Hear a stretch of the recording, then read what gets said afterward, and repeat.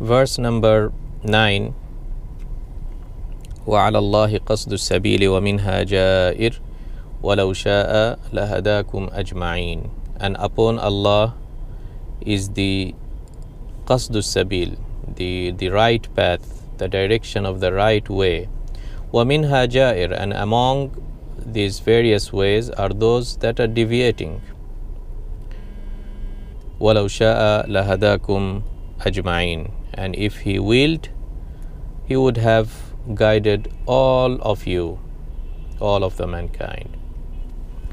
So first of all, see the smooth transition from verse 8 to verse 9. In verse 8 and in the verse previous to that, the subject was about using animals, especially the horses and camels, and these things, to move from one location to another, which otherwise would have been very difficult for us to reach to those difficult places without taking the help of those animals. Okay, so the whole talk was about these worldly matters that we our transactional matters in this world. And in verse 9, it's a smooth movement to the matters of the akhirah, the matters of the world hereafter. Or in other words, you can say moving from the physical world to the metaphysical world, moving, basing or stepping on the facts that are in the physical life to indicate some of the hidden facts that we don't comprehend or we don't see it in the physical world. And that is the journey towards Allah, towards akhirah, the journey towards our salvation in the world hereafter. Okay, so that's why in 9 we are reading about the path, the direction that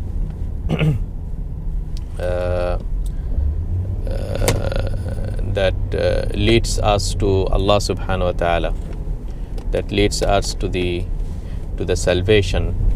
Okay, and the path that people take to reach Allah subhanahu wa ta'ala, and that's the path of religion through practicing in this world. Okay, so if in our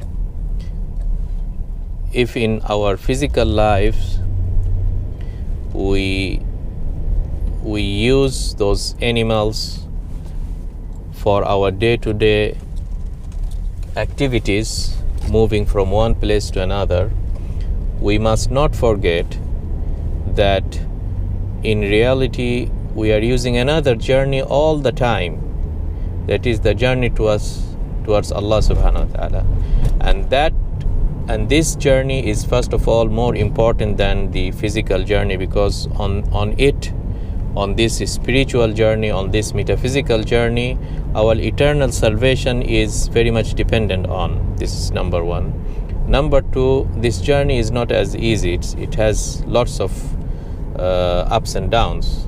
As the physical journey has ups and downs, and we have to sometimes go up in the hill with the mules and donkeys and camels and whatnot, and sometimes we have to go downhill, and sometimes the path is straight, sometimes it's crooked path, and you have to be you have to use your knowledge, and you might get lost in the desert, and so all these kind of complexities are there in the physical journeys.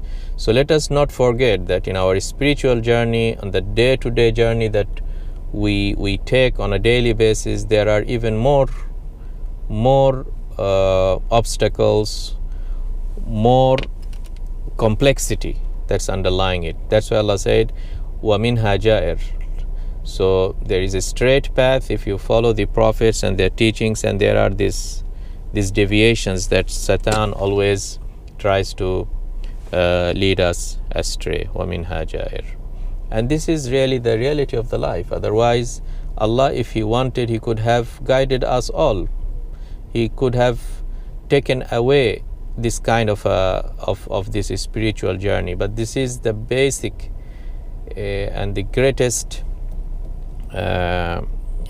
objective of our creation in this world, that Allah sent us and showed us and gave us intellect and showed us the right path and the wrong path, and gave us, as He gave us the physical means of transportation, He gave us the spiritual and metaphysical means of transportation. That is the Quran, that is the Hadith, that is the message that comes to us, and that is the intellect that we have in order to judge what is right and from and what is wrong. Okay, so Allah has given us all this kind of things to test us. So we need to really be aware and be conscious of this journey.